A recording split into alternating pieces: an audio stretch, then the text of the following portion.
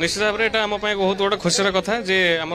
देशर प्रधानमंत्री श्रीजुक्त नरेंद्र दामोदर दास मोदी आज आम ओडिशा माटी को आसुँच आम बहुत उत्साह सहित अपेक्षा करुँ निमंत्रण करने आम बीजेपी ऑटोनोमस कॉलेज भुवनेश्वर रु आसीलु मु इंडियन यूथ रेड क्रॉस रो वॉलंटियर अच्छी आम कॉलेज रो बहुत जन छात्र छात्री आम मन को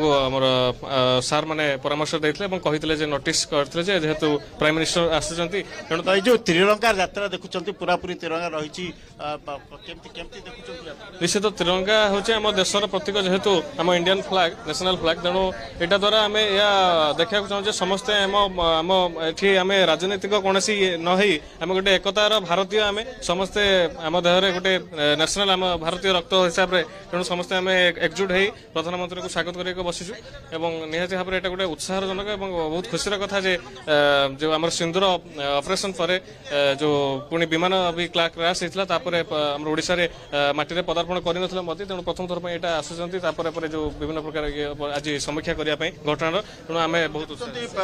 जो भाव में मृणाल ये रेड क्रॉस जो छात्र छात्री मैंने अच्छा से खुशी अच्छा बहुत संख्यार